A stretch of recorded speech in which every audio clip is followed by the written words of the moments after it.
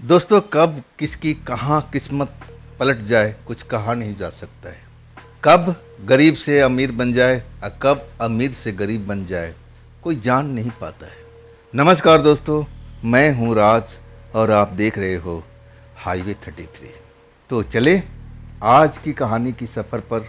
दोस्तों, मैं आज आपको लेके चलता हूँ बिहार, साल 1989। ये अशोक जी की कहानी है। बिहार के पटना डिस्ट्रिक्ट के रहने वाले अशोक जी दिल्ली में अपने एक रिश्तेदार के पास एक ढाबा में काम करते थे। रोड का ढाबा। अब वो उसमें हेल्परी करते थे, खाना बनाने में मदद करते थे। उनका नज़दीकी रिश्तेदार था। अब बदले में थोड़ा पैसा उनको मिल जाता था, जिससे उनका परिवार का मुखिया का थोड़ा सहारा हो जाता था। अशोक जी ज़्यादा पढ़े लिखे नहीं थे। अगर पढ़े लिखे होते तो ये ढाबा का हेल्परी का काम कभी नहीं करते। लेकिन कहते हैं ना, ईश्वर पर विश्वास रखना चाहिए। कब किसकी किस्मत में क्या आएगा कोई जान नहीं पाता है। कब किसकी किस्मत कहाँ बदल जाएगी, किस रूप में बदलेगी, कौन उसमें भागी होगा, ये भी तो कोई नहीं जानता। समय चलता रहता है, समय अपना रंग रूप दिखाता रहता है। कुछ ऐसे ही अशोक जी के साथ में हुआ था। तो चलते हैं अशोक जी की कहानी की सफ़र पर, उन्हीं के साथ, उन्हीं की शब्दों में। दोस्तों, मेरा नाम अशोक। मैं बिहार का पटना डिस्ट्रिक्ट का एक छोटे से गांव का रहने वाला। गरीब परिवार था हमारा। हम 3 भाई थे। तीनों भाई अलग अलग काम किया करते थे। 2 भाई तो मेहनत मजदूरी गांव पर ही किया करते थे। लेकिन मेरा एक रिश्तेदार थे, मैं भी अपने गांव पर काम किया करता था। तब वो मेरे पिताजी से बोलता है कि अशोक को हम मेरे साथ में भेज दो। मैं थोड़ा सा इसको पैसा भी दे दूंगा, खाने पीने का, कपड़ा लत्ता, और कुछ काम भी सीख जाएगा। जब काम सीख जाएगा तब मैं इसको अच्छी तनख्वाह दूंगा। मेरे पिताजी लालच में आ जाते हैं, चलो कम से कम एक बेटे का भविष्य तो बनेगा। और इसके बाद मेरा अब रवानगी का सफ़र शुरुआत हो जाता है। मैं दिल्ली पहुंचता हूं। इसके बाद उस ढाबे में, और ढाबे में मैं तो समझा था कि मैं तो अच्छी भली नौकरी करूंगा। थोड़ा बहुत पढ़ा लिखा भी था। लेकिन वो रिश्तेदार मुझसे ऐसे ऐसे काम कराते थे कि मैं ऐसा कभी करना भी नहीं चाहता था। लोगों का झूठी प्लेटें मुझे धोना गवारा नहीं था। मैं इतराज़ उठाता था और तब कहते हैं तेरे बाप से मैं पूछ के लाया हूँ, तेरे बाप ने हाँ भरा है। तब मैं चुप हो जाता था। मुझे लगने लगा कि जब मैं यहाँ पर आ गया हूँ तब मुझे ये काम तो करना ही पड़ेगा। लेकिन मैं ये काम करना बिल्कुल पसंद नहीं करता था। आखिरकार धीरे धीरे मैं ढाबा का काम सीखना शुरू करता हूँ। जो मैं सीखना चाहता था वो मैं धीरे धीरे उस पर पकड़ रखने लगता हूँ। अपने रिश्तेदार से कहता हूँ कि देखिए, अब मैं इतना काम तो जान चुका हूँ, अब मुझे दूसरा काम दे दीजिए। जब कुछ महीना गुजर जाते हैं, 5-6 महीना, तब मेरे रिश्तेदार कहते हैं, अरे वाह, तू तो यूनिवर्सिटी में पास हो गया है। अरे यहाँ पर सालों साल लग जाते हैं लोगों को, तब जा कर के वो चूल्हा चौके का काम करते हैं। अभी तुझे और टाइम लगेगा, अभी काम सीख, लेकिन ध्यान रखना प्लेट जूठी ना रहे, नहीं तो कई ग्राहक कंप्लेंट कर रहे हैं आजकल। मैं तुझे बाहर निकाल दूंगा, फिर तुझे गांव जाना पड़ेगा। मैं सच कहूँ ना, मेरे पापा को बहुत उम्मीद थी कि मैं शहर जाऊंगा, पैसा कौड़ी कमाऊंगा और हम मेरी घर की हालात बदल जाएगी। मैं उनका सपना तोड़ना नहीं चाहता था। जब मैं आ रहा था ना, तब मुझे अकेले में बोलते हैं, देख अशोक, ये मेरे दूर के रिश्तेदार हैं, जो भी कहें इनका कहना मानना, इनको नाराज मत करना। क्या पता इन्हीं की वजह से हमारे घर में लक्ष्मी एक दिन लौट आए, हमारी माली हालत सुधार हो जाए। बेटा, इनकी कोई भी बात का बुरा मत मानना। जब ये बात मुझे याद आती है तब मैं आंसू बहाने लगता हूँ अकेले में। मुझे लगता है कि मैं क्या सोच के आया था और मैं क्या बन गया हूँ। आखिरकार पूरा 1 साल हो जाता है और तब मैं अपने रिश्तेदार से कहता हूँ कि अब तो टाइम आ चुका है, अब तो मुझे चूल्हा चौका संभालने दीजिए, अब मैं तो कारीगर बन सकता हूँ। तब कहते हैं, हाँ बन सकता है, लेकिन कुछ दिन और निकाल ले। जब ये प्लेट साफ करने वाला बंदा कोई आ जाएगा तब मैं तुझे उस जगह से हटा दूंगा। अब तेरी प्रमोशन हो जाएगा और वो अपनी जगह पर ज्वाइन हो जाएगा। अब तो ऐसा कोई लड़का ढूंढ ले, तेरी नज़र में लड़का है तो इस काम में लगा दे। मैं तो कहता हूँ आज ही तू ढूंढ ले और तू आज ही प्रमोशन पा ले। मैं बहुत लड़के को ढूंढने की कोशिश किया, लेकिन एक भी लड़का राजी नहीं हुआ। जहाँ पर जूठी बर्तन का बात आता था वो भड़क जाते थे, नहीं बाबा नहीं, ये मैं काम नहीं करूँगा। आखिरकार मुझे लगने लगा कि नहीं, मुझसे तो हो नहीं पाएगा। मैं अपने रिश्तेदार के पास जाता था और तब मैं कहता था कि देखिए अब बहुत हो चुका है, अब तो मैं सब कारीगर बन चुका हूँ, अब मैं ये जूठा प्लेट नहीं धोऊंगा। और तब कहते हैं बेटा यही तो बात है, सारा काम लोग करने को तैयार हैं, लेकिन जूठी प्लेट और जूठा बर्तन कोई धोना नहीं चाहता है। सब कोई चाहता है कि बड़ा अफसर बन ही जाए। बेटा ऐसे नहीं चल पाएगा, जब तक कोई लड़का नहीं आएगा अब मैं तुम्हें प्रमोशन दे नहीं पाऊंगा। मुझे लगने लगा कि अब शायद ये मेरा प्रमोशन कभी नहीं मिले।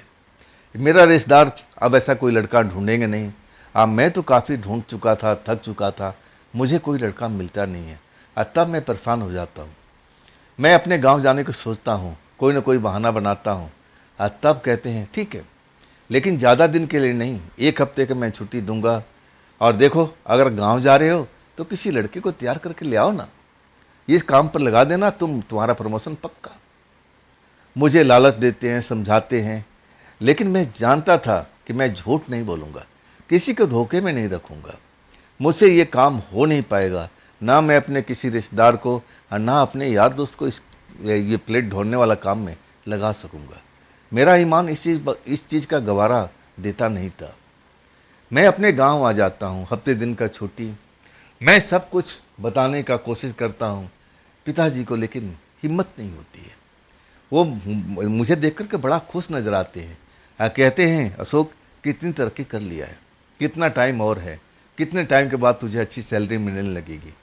मैं चुप हो जाता था और तब मुझसे रहा नहीं जाता था। और तब मैं कहता था आप रिश्तेदार से ही पूछ लेना, जब आएंगे तब उनसे पूरी जानकारी ले लेना।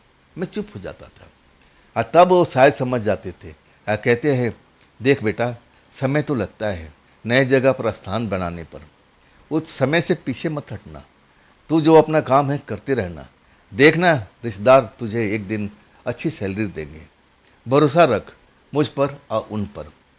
अब मेरे पास में कुछ बचा ही नहीं था। 1 हफ्ता कैसे बीत जाता है। मेरे जो यार दोस्त थे मुझसे पूछते थे अरे तू दिल्ली में रहता है, दिल्ली में काम करता है। मैं कहने लगा हाँ भाई, क्या करता है। और तब मैं कहता हूँ मैं जूठा प्लेट साफ करता हूँ। वो मुझ पर यकीन नहीं करते थे, कहते हैं क्या मजा कर रहा है। और तब मैं कहता हाँ भाई यही सच्चाई है। लेकिन कुछ ही दिन की बात है, मेरी भी शायद किस्मत पर पलटेगी। अब मैं एक कारीगर बन चुका हूँ। मैं बताता हूँ कि मैं खाना पीना बनाने का एक कारीगर हो चुका हूँ। अब शायद मेरी कभी भी किस्मत पलट सकती है। 1 हफ्ता कब बीता मुझे पता ही नहीं चला। और इसके बाद मुझे वापसी जाना था। मेरे पिता को तो दिन उंगलियों पर याद थे। और तब कहते हैं बेटा कल की रात ही तुझे निकलना है, तुझे याद है ना, वापसी जाना है ना। और तब मैं जाना नहीं चाहता था, लेकिन मैं अपनी घर की मजबूरी, गरीबी सब कुछ देखता था। और तब मुझे मजबूरन निकलना पड़ा। जब मैं अपने स्टेशन पहुंचता हूं, छोटा ही स्टेशन था, कोई बड़ा नहीं था। मुझे वहां से अब फिर एक बड़े स्टेशन पर जाना था और उसके बाद दूसरी गाड़ी बदल करके मुझे दिल्ली वाली गाड़ी पकड़नी थी। मैं अपने स्टेशन पर आ जाता हूँ रात के 9 बजे। बिल्कुल सर्दियों का टाइम था, पूरा स्टेशन शांत पड़ा हुआ था। पैसेंजर ट्रेन आने वाली थी लेकिन थोड़ी अभी लेट थी। मैं समय का इंतज़ार करने लगता हूँ कब आएगी, ठंड का एहसास होता है। अब मेरे पास में सही ढंग का कपड़े भी तो नहीं थे। सर्दियों को खास करके मेरे पास में अच्छे कपड़े नहीं थे। जो भी कपड़े मेरे रिश्तेदार ने दिए थे फटे पुराने थे, उसके छोड़े हुए कपड़े थे, वही मैं पहना करता था। अब मेरे पास में मजबूरी थी। अब मैं ट्रेन का इंतज़ार करते करते एक बेंच पर बैठ जाता हूँ। लेकिन अभी ट्रेन का आता पता नहीं, ना कोई सिग्नल का पता। और पूरा स्टेशन कुछ ही लोग थे जो कुछ ना कुछ कपड़ा ओढ़े और सर्दी से अपने बचाव में लगे हुए थे। अब मैं एक खाली स्टेशन जो प्लेटफार्म का बेंच होता उस पर मैं बैठ गया था, ट्रेन का इंतज़ार करने लगा। मेरे पास एक पतली सी चादर थी और उसी से मैं अपना काम चला रहा था। एक पुरानी स्वेटर था और जो मुझे पहनना पसंद नहीं था, कुछ ज़्यादा ही लूज था। बड़े आदमी का था, हेल्दी आदमी का था, जो मेरे रिश्तेदार ने दिए थे। अब ठंड का बचाव तो करना ही था और उसके ऊपर से मैंने चादर लपेट रखा था। ये कोई देखे भी तो अब ना समझ पाए कि मैं किसी बड़े आदमी का स्वेटर पहन रखा हूँ। मुझे खुद बुरा लगता था, लेकिन मेरी मजबूरी थी। उस कपड़े को पहनना मेरी मजबूरी बन चुकी थी। मैं अब उस बेंच पर बैठे बैठे कब मेरी आंख लग गई, झपकी लगी, मैं एकदम हैरान था। आज जब कोई आकर के मुझे जगाता है, सुनिए सुनिए, तब मेरी आंख खुल जाती है। मैं हड़बड़ा जाता हूँ, ट्रेन आ गई क्या, ट्रेन आ गई क्या। लेकिन देखता हूँ सिग्नल तो अभी लाल हुआ पड़ा है, मतलब अभी ट्रेन का आता पता नहीं है। लेकिन जिसने आवाज़ दिया, मैं देखता हूँ जैसे मैंने चादर ओढ़ रखा था एक बारीक सी, वैसे ही चादर ओढ़े हुए लड़की, अपना पूरा चेहरा, सिर्फ उसकी आंखें नजर आ रही थी, शायद ठंड की वजह से। और उसके हाथ में एक थैला था। मेरे पास आकर के खड़ी थी बेंच के पास में, अब मुझे उठा रही थी, सुनिए सुनिए। तब मैं नींद से जाग जाता हूँ। मैं उसकी तरफ देखता हूँ, ये क्यों कोई मेरी जान पहचान की है। लेकिन मैं अब उसको देखता हूँ तो मुझे नहीं लगता है कि मैं इसको जानता हूँ। तब मैं कहता हूँ, मैडम जी आप मुझे जगा रही थी, कुछ काम है क्या। तब कहती है, आप कहाँ जा रही हो। मैं कहता हूँ, आपको जाना है क्या। तो चुप हो जाती है। फिर वो कहती है, आप कहाँ जा रहे हो। मैं कहता हूँ, मैं दिल्ली जा रहा हूँ। बड़ा खुश हो जाती है। मैं उसकी आंखें जैसे खुशी से भरी हुई नजर आती है। अपने चेहरे से कपड़ा जो लपेट रखी थी हटा देती है। तब मैं उसका सुंदर चेहरा देख पाता हूँ। मुस्कुराने लगती है। कहती है, आप मेरा एक छोटा सा काम कर दोगे। मैं उस खूबसूरत लड़की को जब देखता हूँ, मैं देखता रह जाता हूँ। कहता हूँ कि आपको शायद दिल्ली जाना है ना, तो आप मेरे साथ में चलिएगा, आपका रिजर्वेशन है। वो कुछ बोलती नहीं है। मैं कहता हूँ, फिर बात क्या है। वो थैला मुझे पकड़ा देती है, गंदा सा मटमैला रंग का थैला आप मुझे हाथ में पकड़ा देती है। मैं थैला तो पकड़ लेता हूँ। अब मैं उससे पूछता हूँ कि ये क्या है, मुझे आप क्यों दे रही है, आप भी तो दिल्ली जा रही हो ना। तब कहती, नहीं मैं नहीं जा रहा हूँ, मैं दिल्ली नहीं जा रही हूँ। मैं हैरत में था, क्या मतलब, फिर मुझे थैला क्यों पकड़ा दी हो। तब कहती है, ये थैला मेरे भैया के पास लेके जाना है, मेरे भैया दिल्ली में काम करते हैं, उनको ही थैला देना है। आप ये मेरी मदद कर दीजिए, ये थैला उन तक पहुंचा दीजिएगा। मैं उस लड़की को देख करके, बातचीत सुन करके मैं खुद हैरान रह गया था। अरे भाई, इतनी बड़ी दिल्ली है, अगर कोई एड्रेस वगैरह होगा तब तो मैं उस तक पहुंचा पाऊंगा। लेकिन मेरे तो ढाबे का काम है भाई। मन ही मन सोचता हूँ, मेरा रिश्तेदार तो मुझे छोड़ ही नहीं सकता है, मैं वहाँ पहुँचूँगा, इसके बाद मुझे काम में लगा देगा, मुझे तो फुर्सत ही नहीं मिलेगी। लेकिन उस खूबसूरत लड़की को देख करके मैं थोड़ा मन ही मन खुश हो जाता हूँ। मेरे जीवन में इतनी नज़दीक कोई लड़की आई थी, वो भी खूबसूरत, तो ये पहली लड़की थी। मेरी भी तमन्ना थी, मैं भी जवान हो चुका था कि कोई लड़की मेरी दोस्त बने। अब मैं उस लड़की को देख करके अपने दिल की बात जो अपने दिल के अंदर में रहने देता हूँ। मैं कुछ भी नहीं बताता हूँ कि मैं एक ढाबे पर काम करता हूँ, मेरे पास समय का अभाव है, मेरा मालिक मुझे छोड़ता नहीं है कि मैं कहीं और जा सकूँ। लेकिन ये पूछता हूँ कि आपके भैया कहाँ रहते हैं। तब कहती है, उस थैले के अंदर में लिखा हुआ एक पर्ची है, आप उस पर्ची को पढ़ लेना, एड्रेस वगैरह, उनका ऑफिस का पता, सब कुछ है, सब कुछ उसमें अब एक बारीक से लिखा हुआ है, आप पढ़ लेंगे ना, आप पढ़े लिखे हैं ना। तब मैं कहता हूँ, हाँ हाँ मैं पढ़ा लिखा हूँ। अब मैं जब उस थैले को देखता हूँ तो अंदर में कागज़ जरूर था, और उसके अंदर में प्लास्टिक जैसे रैप किया हुआ था, और रैपिंग के ऊपर में जैसे कागज़ कोई चिपकाया गया था, और जिस पर पूरा एड्रेस, पता, रोड का नाम, उस ऑफिस का नाम और उस लड़के का नाम लिखा हुआ था जो उसका भाई था। जब मैं संतुष्ट हो जाता हूँ कि ठीक है जी, मैं दे दूँगा। तब कहती है, मैं आपका उपकार कभी भूलूंगी नहीं। मैं काफ़ी समय से अपने भाई को ये सामान भेजना चाहती थी, आप मेरी मदद करेंगे ना, आप मेरी मदद करेंगे ना। अब मैं बोलता हूँ कि हाँ हाँ मैं पहुँचा दूंगा, जैसे मेरे को टाइम मिलेगा मैं ज़रूर जाऊँगा, आपको भाई से मिल के आऊँगा। अब मैं बस उस थैले को अपने पास में रख लेता हूँ। लेकिन जब देखता हूँ अभी भी मेरे पास में खड़ी है, तब मैं कहता हूँ, अगर आपको जाना नहीं है तो रात हो चुकी है, आप अपने घर लौट जाइए। है कि देखिए माहौल कुछ ऐसा ही आजकल का, ठीक नहीं है, आप घर अपना लौट जाइए। मेरे बगल में आके बैठ जाती है, मेरे हाथ को पकड़ लेती है और तब मेरे शरीर में गनगनी सी होने लगती है, एक अलग सा अनुभव होने लगता है। अब मैं कहता हूँ अब क्या रह गया बताइए। कहती है आप ये सामान पहुँचा देंगे ना, मेरे भैया को पहुँचा देंगे ना। मैं कहने लगा हाँ हाँ मैं पहुँचा दूंगा, आप चिंता मत कीजिए, मैंने देख लिया इसमें पता ठिकाना सब कुछ आपने सही ढंग से ले रखा है, मैं ज़रूर पहुँचा दूंगा। जैसे मुझ पर वो यकीन नहीं कर पा रही थी कि मैं ये काम कर पाऊंगा। और तब कहती है मैं आपका उपकार फिर नहीं भूलूंगी। कई बार इस शब्द को मैं सुन चुका था। मैं कहता हूँ देखिए आप अपने घर लौट जाइए, मैं ये आपका काम ज़रूर करूँगा, लेकिन हो सकता है कि इसमें थोड़ा लेट भी हो जाए, लेकिन मैं ये काम आपका आपके भाई के पास ज़रूर पहुँचा दूँगा, मैं आपसे वादा करता हूँ। बड़ी मुश्किल से कहूँ ना मैं उस लड़की को समझा पाया था कि आप अपने घर चले जाइए, देखिए माहौल ठीक नहीं है, मेरी तो ट्रेन अभी आ जाएगी और मैं अपने ट्रेन में सवार हो जाऊंगा, आप अकेली रह जाएंगी। वो शायद इस चीज़ को परवाह नहीं कर रही थी, बस उसको ऐसा लग रहा था कि मैं कहीं इस लिफाफे को, इस थैले को यहीं पर छोड़ तो न दूंगा। ट्रेन भी आ जाती है और तभी भी वो खड़ी नज़र आती है। जब वो थैला मैं अपने बैग में रख लेता हूँ और मैं जब ट्रेन में सवार हो जाता हूँ ना, तब तक मुझे उसी बेंच के पास खड़ी दिखाई देती है। और जब मेरी ट्रेन चल पड़ती है तब भी वो मुझे हाथ हिला करके बाय बाय कर रही थी, उसके चेहरे पर ये खुशी नज़र आ रही थी। आखिरकार मेरी नज़र से अब वो गायब हो चुकी थी, ट्रेन अपना स्पीड पकड़ रखी थी। और इसके बाद 3-4 घंटे तो मुझे लगा दूसरे जगह पर मुझे ट्रेन पकड़ना था, इस ट्रेन को अब छोड़ देना था। अब मेल एक्सप्रेस ट्रेन को पकड़ कर मुझे दिल्ली की तरफ निकलना था। मैं दिल्ली भी पहुंच जाता हूं और उस थैले को मैं एक तरह से भूल चुका था, उस लड़की को भी मैं अपने दिल से निकाल चुका था। मुझे लगा कि भाई राह चलते किसी लड़की से थोड़ी प्रेम हो सकता है, ऐसा लड़की है तो राह चलते ना जाने कितनी मिल जाती है, तो हर कोई ऐसा प्रेम थोड़ी कर पाता है।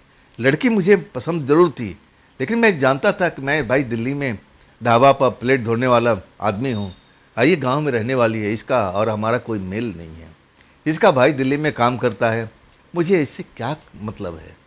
मैं उस चीज़ को भूल चुका था। अपने ढाबा पर आता हूँ, मालिक देख के मुझे खुश हो जाता है और कहता है कोई लड़का नहीं लाया। तब मैं मना कर देता हूँ कि नहीं जी मुझे कोई लड़का नहीं मिला। तब मुस्कान देते हुए कहता फिर तो तुम्हें कुछ और दिन इसी काम में लगना पड़ेगा।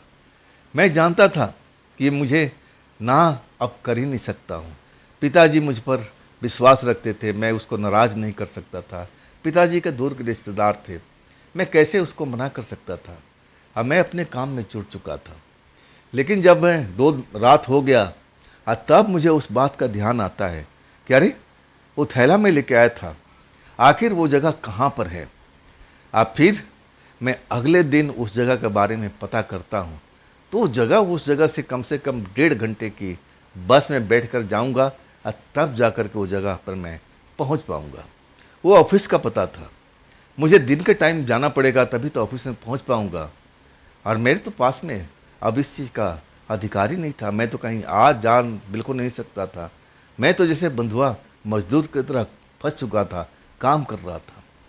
मैं कहूँ ना मैं चाहता तो ज़रूर था उस थैले को उसके भाई तक पहुँचा दूँ, लेकिन मेरे मालिक मुझे इजाज़त नहीं देता था। मैं 1-2 बार उसको बताया भी कि मुझे किसी के पास जाना है, तब वो कहने लगा तुम्हारा कौन सा रिश्तेदार रहता है, मेरे अलावा तो दिल्ली में तुम्हारा कोई नहीं रहता है, तुम झूठ बोलते हो, लाओ वो मुझे दिखाओ थैला कौन सा है। मैं दिखाना नहीं चाहता था। मैं कहने लगा कोई बात नहीं, जब आप कहोगे तभी मैं चला जाऊंगा। इस तरह समय कम से कम 1.5 महीना बीत चुका था। बीच बीच में उस लिफाफे का और उस थैले का मुझे याद आता था। जब रात को मैं सोता था मुझे लगता है कि देखो मैं कितना मजबूर इंसान हूँ, मैं अपना एक छोटा सा काम नहीं कर सकता था, ऐसा मुझ पर ये शासन चला रहे हैं। कब तक चलेगा ऐसा, कब तक मेरी ज़िंदगी ऐसी चलेगी। मैं तो कारीगर बन चुका था। अब मुझे लगने लगा कि काश मेरे पास में इतना पैसा होता, कुछ धन होता, तो मैं तो अपना ढाबा खुद का खोल सकता था। इससे बढ़िया मैं अपना ढाबा चला सकता था, इससे बढ़िया स्वादिष्ट खाना बना सकता था जो इनके ढाबे में बनता था। मैं सपने तो बहुत देखा करता था जब मैं रात को सोता था। और तब सपना देखते देखते मेरे आंखों में आंसू भी आ जाते थे। मैं जानता था कि ये सपना है, मैं कभी ये पूरा नहीं कर पाऊंगा। मेरे पास में धन नहीं है, मेरे माँ बाप गरीब व्यक्ति हैं, अब मुझे धन दे नहीं पाएंगे, मैं कहाँ से अपना सपना पूरा करूँगा।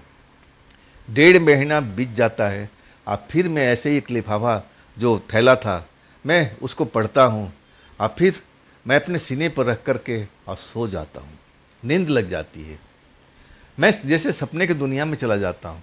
अब मुझे लगता है कि मैं उसी स्टेशन पर आ चुका हूँ, अपना गांव का स्टेशन। मैं उसी बेंच पर बैठा हुआ हूँ, और वही लड़की दौड़ती हुई मेरे पास में आती है। आज उसका हाथ खाली था, मुझे देख करके खुश हो जाती है और कहती है, आपने अभी तक मेरा थैला मेरे भाई को पहुँचाया नहीं। मैं उसको देखता हूँ तो मन में बड़ा दुख होता है, तकलीफ़ होता है, और तब मैं कहता हूँ कि नहीं, मैं पहुँचा नहीं पाया, मेरा मालिक मुझे छुट्टी नहीं देता है। और तब कहती है, कौन सा ऐसा काम करते हो कि आपको मालिक छुट्टी नहीं देता है, हमेशा काम ही करते रहते हो। और तब मैं अपना दुख तकलीफ़ उसको बताने लगता हूँ। देखिए, मैं कई बार जाने की कोशिश किया, लेकिन मालिक छुट्टी देता नहीं है। मैं होटल में काम करता हूँ, ढाबा में काम करता हूँ ना, मैं प्लेट धोता रहता हूँ। अगर मैं साफ़ सफाई नहीं रखूँगा तो ढाबा उसका चल नहीं पाएगा, इसलिए मुझे छुट्टी नहीं मिलती। मैं अपनी दुख तकलीफ़ उसको बताने लगता हूँ, मेरी आंखों से आंसू निकलने लगता है, और तब वो मुझे समझ पाती है और कहती है, आप रोइए मत, रोइए मत, मैं आपका दुख तकलीफ़ को अब मैंने देख लिया है, महसूस कर लिया है, आप शांत हो जाइए, आप शांत हो जाइए।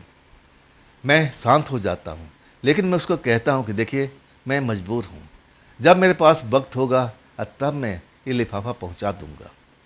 और इसके बाद वो लड़की मेरे को आ करके मेरा सर सहलाने लगती है, और उसका सर सहलाना मुझे बहुत अच्छा लगता है।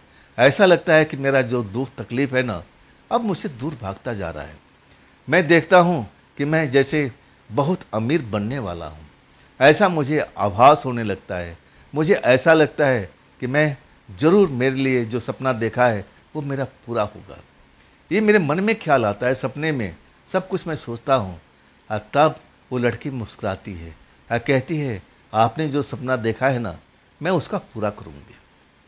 मैं अपने भाई का सपना पूरा नहीं कर पाई, लेकिन आपकी सपना मैं ज़रूर पूरा करूँगी, मैं आपसे वादा करती हूँ। और इसके बाद मेरी आँख खुल गई थी। मेरी आँख खुलते ही मैं एकदम हड़बड़ा गया था। अरे, मैं अपने गांव के स्टेशन पर, लेकिन मैं देख रहा हूँ एक छोटे से कमरे में, जहाँ पर मैं रात बिताता था। गंदे बिस्तर, गंदी हवा, बदबू वाला कमरा, और उसी में मैं कैसे अपने आप को रखता था, वो तो मैं समझ सकता था। मैं देखता हूँ कि नहीं, वो स्टेशन नहीं है, ये तो मेरा कमरा है। आखिर वो खूबसूरत लड़की गई कहाँ? मैं उसके बारे में सोचने लगता हूँ, सपना जो मैंने देखा था, अब मैं उसका मतलब निकालने का, अर्थ निकालने का कोशिश करने लगता हूँ। ऐसा मैंने सपना कैसे देखा है? ऐसा सपना तो मैंने आज तक नहीं देखा था। वो मेरे सर पर हाथ भेज रही थी, फिर मेरे सर को मालिश जैसे कर रही थी, और मुझे आश्वासन दे रही थी कि आपका दिन बदलने वाले हैं, मैं आपका हर सपना को मैं पूरा करूँगी। मैं अपने भाई का सपना पूरा नहीं कर पाई, मुझे इस बात का आज भी अफसोस है, लेकिन आप चिंता मत करो, मैं आपका सपना ज़रूर पूरा करूँगी। सच कहूँ ना, सुबह का 3 बज रहा था, और मैं उसी सपने में खोया हुआ था। आखिरकार मुझे नींद आ जाती है, और फिर सुबह अपने काम पर लग जाता हूँ। सारा दिन ऐसे ही चलने लगता है। दिन भर मैं इतना मेहनत करता था, थक जाता था, और फिर जब सोने का वक्त होता था ना, मुझे याद नहीं होती थी कि मैं इतना जल्दी कैसे सो जाता हूँ। थकावट इतनी होती थी, मैं अपने बिस्तर पर गिर जाता हूँ, और फिर एक बार जब मेरी आँख लगती थी ना, तो सुबह ही खुलती थी। और सुबह जब मैं उठता था ना, तो शरीर में दर्द, अब ऐसा मैं महसूस करता था। खड़ा होने का मन नहीं करता था, इच्छा नहीं करता था। मुझे लगता था कि आज मैं गांव में होता, मुझ पर ये बोझ तो नहीं होता, मुझ पर प्रेशर तो नहीं उठता, इतनी जल्दी उठ करके और जूठे बर्तन साफ करना मैं कभी नहीं करता। लेकिन मेरी मजबूरी थी, वही साफ काम मुझे करना पड़ता था। मैं कमरे में जाता हूँ, कब मुझे नींद आ जाती है मुझे पता ही नहीं लगता है। जब मुझे कुछ एहसास होता है कि हाँ, मेरे बगल में अगल में कोई कोई ना कोई है, और तब मेरी नींद खुल जाती है। जैसे ही नींद खुलती है ना, तो मैं देखता हूँ कि वही लड़की है, ये स्टेशन वाली लड़की। मेरे बगल में बैठी हुई है, जहाँ मैंने गंदे बिस्तर पर लेटा हुआ था, और वो मुझे निहार रही थी। मैं उसको देखता हूँ तो मुझे लगता है कि मैं आज फिर सपने में हूँ। कहता हूँ कि देखिए, अभी मेरे को वक्त नहीं मिला है। जैसे ही वक्त मिलेगा, ये जो थैला आपने मुझे दिया है, मैं आपके भाई तक ज़रूर पहुँचाऊँगा। लेकिन क्या करूँ, मेरी मजबूरी है, मैं जा नहीं पाता हूँ, मुझ पर प्रेशर है, मैं कैसे काम छोड़ के जाऊँ, मालिक जाने ही नहीं देता है। तब वो मुस्कुराती है, कहती है, मैं सब कुछ जानती हूँ, आज मैंने सब कुछ देख लिया। जैसे आप काम करते हो, मैंने सब कुछ आपको काम करते हुए देखा है। आप पर बहुत ही जुल्म किया जाता है, इतना मेहनत कैसे कर लेते हो आप। मैं उस लड़की को देख रहा था जो मेरे बारे में सब कुछ जान चुकी थी। वो कह रही थी कि मैंने सब कुछ देखा है। उस लड़की को देख करके मुझे जोर का झटका लगता है। अरे आप मेरे कमरे में कैसे आई? आप मेरे कमरे में कैसे आई? मैं उसकी तरफ आंखें फाड़ फाड़ करके देखने लगता हूँ। अब मैं जब देखता हूँ तब वो मुस्कुराने लगती है। मेरा मन एकदम डर जाता है, हृदय की धड़कन बढ़ने लगती है। अब मैं पसीने पसीने नहा जाता हूँ, मैं घबरा जाता हूँ, मैं उसको देख करके कांपने लगता हूँ। मुझे लगता है कि जरूर जरूर ये कोई आत्मा है, प्रेतात्मा है, कोई चुड़ैल है, अब मुझे नहीं छोड़ेगी, अब मुझे नहीं छोड़ेगी। लेकिन लड़की मुस्कुराती है, मेरे डर को बिल्कुल कम करने की कोशिश करती है। वो लड़की मुझे संभालने लगती है। अरे नहीं, डरो मत, डरो मत, डरो मत, डरो मत अशोक, मैं हूँ प्रेत आत्मा, लेकिन मैं तुम्हें नुकसान पहुंचाने के लिए नहीं आई हूँ। मैं कहने लगा, तुमने मेरा घर कैसे देखा, मैं कहाँ रहता हूँ, तुम्हें कैसे पता? तब वो थैले की तरफ उंगली दिखाती है, कहती, इसकी वजह से मैं तुम्हें ढूंढ पाई थी। मैं तुम्हें अब जान चुकी हूँ, तुम्हारे साथ में क्या क्या चल रहा है मैं सब कुछ देख चुकी हूँ, समझ चुकी हूँ। लेकिन अब तुम्हें घबराने की जरूरत नहीं है। मैं तुम्हारी मदद करूँगी, मैं तुम्हारी मदद करूँगी, इसलिए मैं तुम्हारे पास में आई हूँ। और इसके बाद तो मेरे होश गुम हो चुके थे। एक दूसरा वो थैला मुझे पकड़ाती है, अशोक ये पकड़ो, इसको खोल कर देखो, इसके अंदर में देखो है क्या। मैं कहूँ ना, मैं तो उस आत्मा लड़की को देख रहा था। मुझे लग रहा था कि अब मुझे जिंदा नहीं छोड़ेगी। मैं ऐसे ही भूत प्रेत को बारे में समझता था, किससे कहानियाँ पढ़ रखा था कि जब भी कोई भूत प्रेत किसी के पास में आती है, कोई न कोई उसका मकसद होता है। अगर उसका मकसद पूरा नहीं होता है, वो लोगों को नुकसान पहुंचा देती है। मैं डर गया था, लेकिन वो मुझे हिम्मत दे रही थी, मुझे संभाल रही थी, कह रही थी, अशोक मुझे डरने की जरूरत नहीं है, मैं ऐसी कोई भूत प्रेत नहीं हूँ, ना मैं कोई चुड़ैल हूँ, मैं एक प्रेतात्मा हूँ, मैं एक प्रेतात्मा हूँ। तुम इस थैले को खोल के देखो, देखो तुम्हारे लिए मैं कुछ लेके आई हूँ। मैं उस थैले को देखता हूँ और तब मैं उसमें जो देखता हूँ मैं और हैरान हो जाता हूँ। मैं देखता हूँ उसमें कुछ जेवर पड़े हुए हैं, लड़कियों के जेवर। अब मैं टकटकी बांध कर कभी जेवर देखता हूँ, कभी उस लड़की का मुस्कुराता हुआ चेहरा। कहती है मेरा है, कोई चोरी का नहीं है, ये मेरा है, ये मेरा संपत्ति है, ये मेरे शादी के लिए रखा हुआ था, लेकिन जब मैं हुई नहीं तो ये मेरे किस काम का है। मैं तुम्हें दे रही हूँ, इसको तुम बेचो, जो मर्जी करो और अपना सपना पूरा करो। सच कहूँ ना, वो लड़की मुझे अभी भी लग रहा था कि मुझे धोखा दे रही है, मेरे साथ में कोई गलत काम जरूर करेगी, कोई ना कोई ऐसा गेम मेरे साथ में सेट करेगी, फिर मैं उससे बच नहीं पाऊंगा। और तब मैं उसके आगे हाथ जोड़ देता हूँ कि मुझे ये थैला नहीं चाहिए, मुझे आपका जीवन नहीं चाहिए, ये अपना जीवन लीजिए और मेरे घर से निकल जाइए। मैं जैसा हूँ मैं वैसा ही रहूँगा, मुझे अमीर नहीं बनना है, मैं आपके ये सपने को अब मैं ऐसा कर नहीं सकता हूँ, मुझे आपसे कोई मदद नहीं चाहिए। मुझे लगा कि नहीं, अगर मैं ये जीवन ले लेता हूँ शायद मुझ पर अब कुछ गलत करने लगे। अब मैं ऐसा अपने साथ में होने नहीं चाहता था। मैं डरा हुआ था, घबराया हुआ था, लेकिन वो हमेशा मुस्कुराती थी, मुस्कुराते हुए मेरे हर सवाल का जवाब देती थी। कहती थी, तुम मुझसे प्रेम करते हो ना?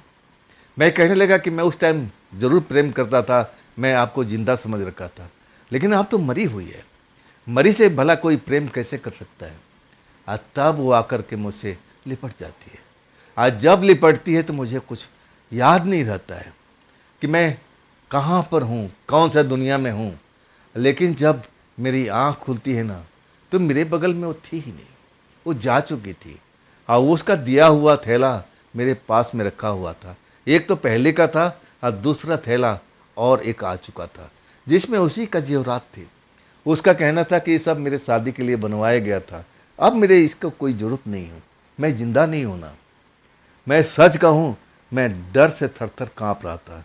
समय देखता हूँ कि सुबह के 4 बजा हुआ है। मेरी हिम्मत जवाब दे रही थी, लेकिन धीरे-धीरे मैं घटना में आने लगता हूँ। मुझे लगता है कि मेरे साथ में कुछ करके गई है क्या? मुझे ऐसा लगने लगता है कि शायद वो प्रेम का खेल मेरे साथ में खेल के गई है।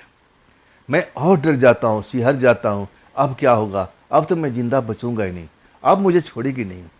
मैं ऐसे किताब पढ़ रखा था किस्से कहानियों का, जिसमें बताया गया था कि एक कुंवारी लड़की के साथ में एक कोई ऐसी ही प्रेतात्मा थी, जो दोनों प्यार करने लगते हैं। लेकिन वो प्रेतात्मा आखिरकार उस लड़के को ख़त्म कर देती है, जान से मार देती है और उसकी आत्मा को निकाल के ले जाती है। मुझे ऐसा लगने ही लगा था कि मेरे साथ में ऐसा भी हो सकता है। मैं डरा हुआ था। आखिरकार मैं इतना घबराया हुआ था कि मैं क्या करूं ना करूं, कुछ समझ में नहीं आ रहा था। मैं अब सोच लिया कि सुबह होने दो और तब इसके बारे में सोचूंगा। मैं दोनों लिफाफा संभाल करके अब थैला रख देता हूँ। मैं सुबह के इंतज़ार करता हूँ, आखिरकार सुबह होती है। अब मुझे तो अपना काम करना ही था। अपना काम का शुरुआत कर देता हूँ और आखिरकार जब काम से फारिग होता हूँ तो सुबह के 8 बज जाती है। इसके बाद तो हमारा ढाबा खुल चुका होता है। चाय नाश्ता लोग करने लगते हैं, ग्राहक आने लगते हैं। फिर मैं भी चाय पीता था, कुछ नाश्ता करता था। फिर जूठे बर्तन कुछ देर के बाद में मेरा इंतज़ार करते थे। मैं चाहता था कि मैं इस ढाबे में कारीगर बनूं, रसोइया बनूं, लेकिन मेरे रिश्तेदार मुझे बनने ही नहीं दे रहे थे। मैं निराशा में रहता था। वही मैं चाय पीते-पीते सोचने लगा कि अगर मेरे पास में वो प्रेतात्मा वो दे के गई है थैला जिसमें जेवर है, अगर वो सचमुच अभी भी मेरे पास में है, तो चल के देखना चाहिए। मैंने सुना था कि जो प्रेतात्मा ऐसी चीज़ देती है, वो रात में ही नज़र आता है। दिन होते ही सूरज का प्रकाश होती है, ऐसे चीज़ गायब हो जाता है। लेकिन मैं जब अपने कमरे में जाता हूँ, थैला खोलता हूँ, तब जैसा मैंने रात को देखा था, वैसा अभी भी पड़ा था। मैं मन में मन सब कुछ सोचने लगा कि मुझे क्या करना चाहिए। मुझे अब भगवान ने एक रास्ता दिया है, क्या मैं इस रास्ते पर चल पड़ूँ? जो होगा देखा जाएगा। इसके बाद मैं विद्रोह कर देता हूँ। मेरा मालिक कहता है कि जा भाई, जूठा बर्तन तेरा इंतज़ार कर रहा है। तब मैं कहता हूँ तुम ही जाके धो लो, अब मेरे से नहीं होगा। उसका मुंह देखने लायक बन गया था। कुछ पल तो वो बोल ही नहीं पाया था और आखिरकार मुझ पर भड़क गया, तेरी इतनी हिम्मत? तेरा बाप मेरे पास में आया था कि इसको नौकरी पर रख लो। अब मैंने उस टाइम तेरे पर दया दृष्टि दिखाई, मेरे पास लड़कों की कमी थी। तब मैं भी जला भुना था। अब मैं कहने लगा, इतने दिन से तुम लड़का ढूंढ रहे हो, आज तक क्यों नहीं लड़का मिल गया?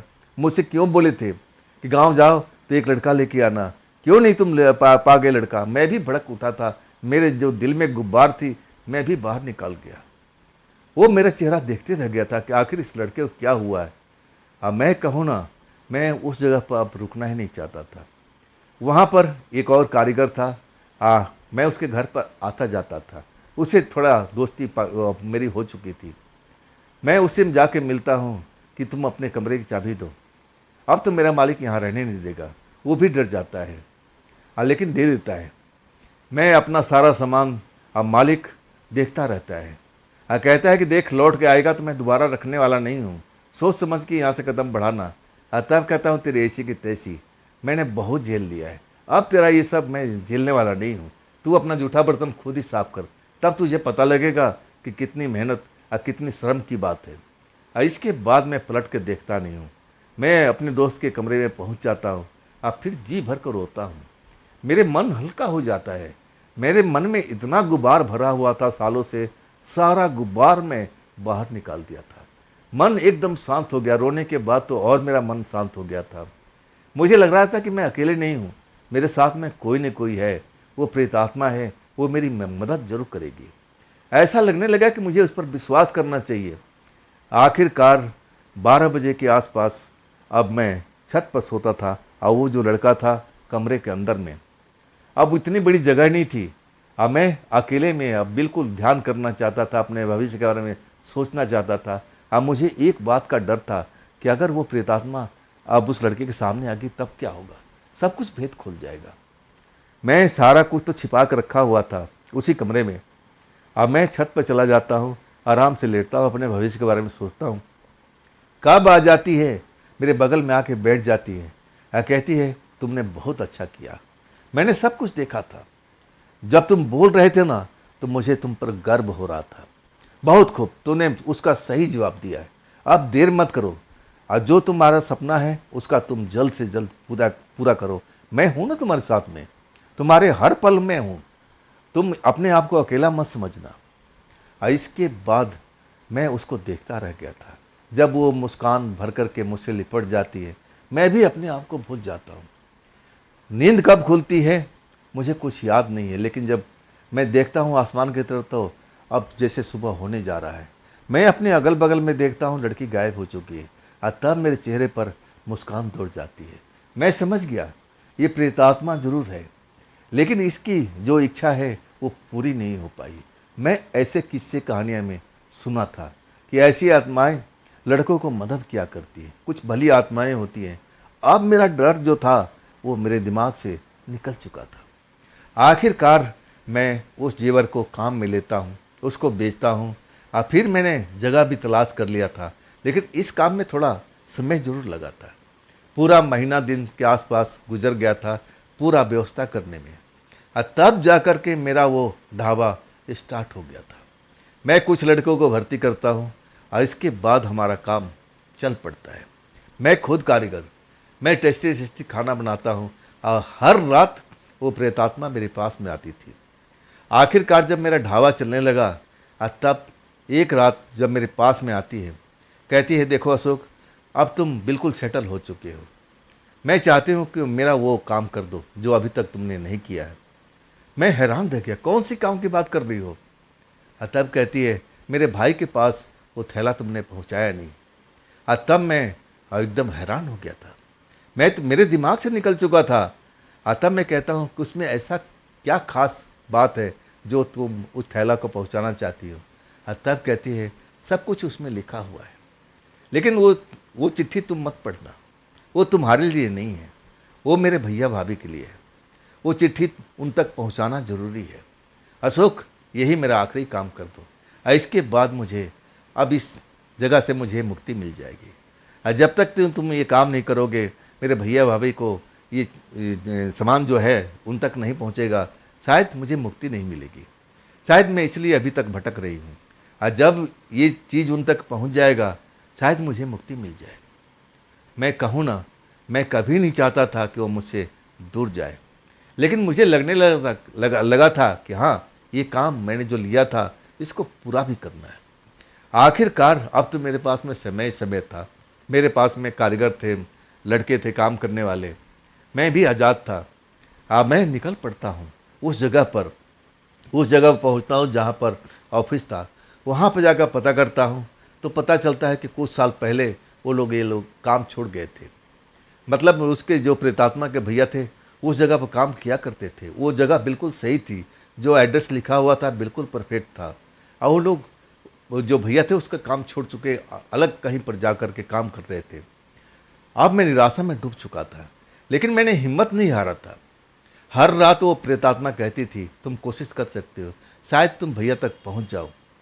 तो मैं कहता हूँ कि तुम क्यों नहीं मेरे साथ में चलती, तुम भी ढूंढवाने मदद करो। और तब कहती है मैं भैया के सामने कभी जाना नहीं चाहती, मैं उनसे दूर रहना पसंद करती हूँ, मैं उनके सामने बिल्कुल नहीं जा सकती, मैं तुम मजबूरी समझो। मैं कई बार उससे सवाल पूछा कि आखिर अपने भाई के पास क्यों नहीं जा सकती, जब तुम मेरे पास में आ सकती हो तो अपने भैया भाभी के पास भी तो जा सकती हो। और तब वो मना कर देती कि नहीं, मैं उनका सामना नहीं कर पाऊंगी, ये सामान उन तक पहुंचा देना और शायद मेरी मुक्ति मिल जाए। आखिरकार मैं पता लगाते रहा कि आखिर उसके भैया कहाँ काम कर रहे हैं, कहाँ रह रहे हैं, लेकिन टाइम जरूर लगता है। मैं 6 महीने में उनका आता पता सब कुछ निकाल लेता हूँ। और जब मैं उनके घर शाम को पहुँचता हूँ 7 बजे के आसपास, और तब मैं उनके दरवाजे पर दस्तक देता हूँ, वो दरवाज़ा खुलते हुए मुझे अब देख करके हैरान हो जाती है, कौन हो भाई तुम, मैं तो आपको नहीं जानता हूँ। और तब कहता हूँ कि मैं आपको जानता हूँ। वो हैरान हो जाते हैं, कहते हैं आप कौन हो। मैं अपने गांव का आता पता बताता हूँ। और तब कहते हैं भाई ये तो हमारा भी गांव वहीं पर है, जिस स्टेशन की बात कर रहे हो वहाँ से कुछ ही दूरी पर मेरा भी गांव है। आओ बैठो बैठो, कैसे आना हुआ, मुझ तक कैसे पहुँच पाए आप। मैं पानी वानी पीता हूँ, मैं भूमिका बांधने की तैयारी करता हूँ कि मैं कैसे बताऊँ, लेकिन शुरुआत तो करना है। और तब मैं कहता हूँ कि देखो मैं बताने को तो बहुत कुछ बता सकता हूँ, लेकिन मैं बताऊँगा नहीं। एक थैला है, आप इसको लीजिए, इसमें आपके लिए और आपकी पत्नी के लिए कुछ ना कुछ है। आप जब ये खोलोगे तो आपको खुद पता लग जाएगा, मुझे बताना नहीं पड़ेगा। मैं वो थैला पकड़ा देता हूँ और तब मैं देखता हूँ उस सज्जन के हाथ काँप रहे थे। मुझसे बार बार कहते कौन दिया आपको, कौन दिया, क्या मेरे घर से आया है। मैं कहता हूँ घर से आया है, आप खोल के तो देखिए, जाइए जाइए आप देखिए, खोल के देखिए। मैं तो ड्राइंग रूम में बैठा हुआ था, वो बेडरूम में चले जाते हैं पति पत्नी। कुछ देर के बाद जब वो आते हैं, मैं देखता हूँ उनकी आंखों में आंसू बह रहे थे। अब मेरे पास में आके बैठ जाते हैं, ये आपको कब मिली थी, ये आपको कब मिली थी, कैसे मिली थी, ये थैला कैसे मिला था, ये चिट्ठी कौन दिया था आपको। अब मेरे पास सब कुछ बताने का मौका था। मैं शुरू से अंत तक पूरी घटना जो अपने साथ में हुआ था वो सब छोड़ करके मैं स्टेशन वाली घटना को बताना शुरू कर देता हूँ कि आपकी बहन मुझे स्टेशन पर मिलने आई थी और तब ये थैला मुझे दिया था, कहा था कि मेरे भैया तक पहुँचा देना। और देखो मैं आपको ढूंढ लिया हूँ और तब ये थैला पहुँचाया हूँ। क्या हुआ है जो इसमें आप पढ़ करके और जान करके आप रोने लगे। मैं अनजान सा बन गया था, हालांकि मैं जानता भी नहीं था कि उसमें क्या लिखा हुआ था। और तब कहते हैं मेरा दिल गवाही देता था कि मेरी बहन सही कहती थी, लेकिन मैं अपने पत्नी के प्यार में पागल हो गया था ना। मैं उस पर लाछन लगा दिया था, जो मैं ऐसा आज भी सोच के घबराता हूँ कि मैं अपनी भोली भाली बहन को ऐसा लाछन कैसे लगा दिया। मेरा कलेजा कांप गया था, क्या मतलब, क्या मतलब, क्या कहना चाहते हैं। और तब कहते हैं भाई अशोक भाई, आप समझ नहीं पाओगे, आप हमारी तकलीफ़ को और बढ़ा दोगे। आप जो ये चिट्ठी लाए, सब कुछ लाए, इसके लिए मुझे अब आपको धन्यवाद देना चाहिए। मेरे जो नज़र का पर्दा था अब उतर चुका था, सब कुछ मेरी पत्नी का इसमें किया धरा सब कुछ है। और इसके बाद वो जो कहानी बताते हैं ना, मैं हैरत में पड़ जाता हूँ।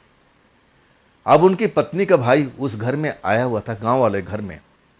अब कुछ ऐसा रिश्ता बनता है हंसी मजाक का। जो ये प्रेतात्मा लड़की थी, इसका अच्छा भी नाम था।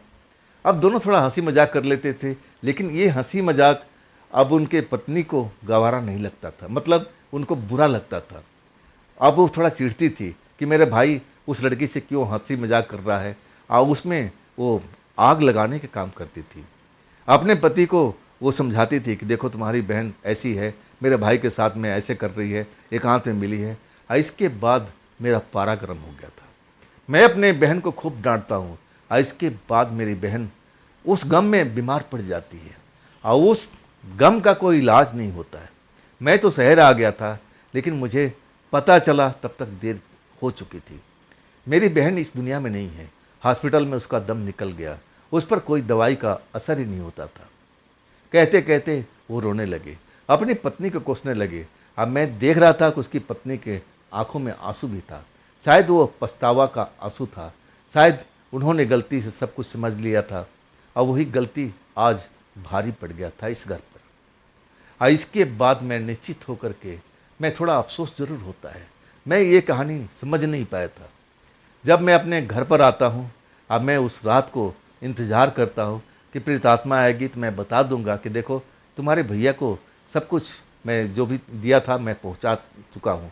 मैं भी खुश था, मैं इतना जानता था कि वो आएगी, अब मैं उसको कहूँगा तो खुश नज़र आएगी, लेकिन ऐसा होता ही नहीं है। उसके बाद वो प्रेतात्मा मेरे पास में आती ही नहीं है, एकदम गायब ही हो जाती है। मैं उससे मिल ही नहीं पाता हूँ। मैं हर रात को इंतज़ार करता था कि आज आएगी, आज आएगी, ये बात को मैं उसको बताऊँगा, बहुत खुश हो जाएगी। लेकिन जब पूरा महीना बीत जाता है, नहीं आती है, तब मैं सोच में पड़ जाता हूँ।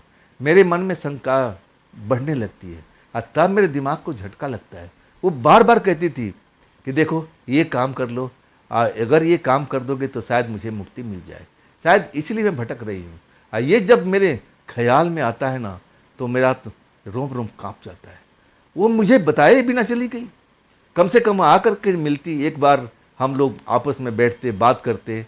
अब मैं वो खुशी देखना चाहता था जो मुझे चाहिए था, लेकिन ऐसा हो नहीं पाया। शायद उसको मुक्ति मिल चुकी थी, इसीलिए वो भटक रही थी। उसकी आत्मा वो काम को जो अधूरा पड़ा था, अपने भाई को सब कुछ बताना चाहती थी कि मैं कसूरवार नहीं थी। बस जो भाभी ने देखा था एक हंसी मजाक था, मेरे दिल में कोई पाप नहीं था, मैं ऐसी लड़की नहीं थी जैसा भाभी सोच रही थी। सच कहूँ ना, अब उसके बाद में काफ़ी दिनों तक उस लड़की का इंतज़ार किया था कि आएगी आएगी, लेकिन कभी नहीं आई। लेकिन उसने मेरे ऊपर में जो उपकार किया था ना, मैं आज भी भूल नहीं पाता हूँ। मैं आज भी अब उसकी याद में रोता रहता हूँ कि कम से कम एक बार अब आ जाती, देख जाती, बातचीत कर जाती, अब फिर चली जाती। मैं उसको रोकता नहीं, लेकिन शायद उसको समय नहीं मिला होगा। अब इतना समय नहीं था कि वो मेरे पास पहुँच सके। अब उसको मुक्ति मिल चुकी थी और वो इस धरती से विदा हो चुकी थी अपने लोक को। तो दोस्तों, ये थी अशोक जी की भेजी हुई अपनी कहानी। कैसी लगी आपको कमेंट में ज़रूर बताइएगा। अगर आपके पास भी ऐसी कोई घटना है, अपनी कोई आप बीती है जो आप मुझ तक पहुंचाना चाहते हो, तो आप बिना देरी किए आप मुझे इंस्टाग्राम पर, मेरा व्हाट्सएप नंबर पर, मेरी मेल आईडी पर अपनी कहानी को, अपनी आप बीती को मुझ तक पहुंचा सकते हैं। दोस्तों, ये भी चैनल आप ही का है, तो इसको भी अपना प्यार दीजिए, लाइक कीजिए, सब्सक्राइब कीजिए, अपने दोस्तों को शेयर कीजिए और हाइप वाले बटन को ज़रूर दबाइएगा। तो दोस्तों, फिर मिलते हैं कल की रात इसी चैनल पर, इसी टाइम पर। आप लोग अपना ख्याल रखिएगा। नमस्कार।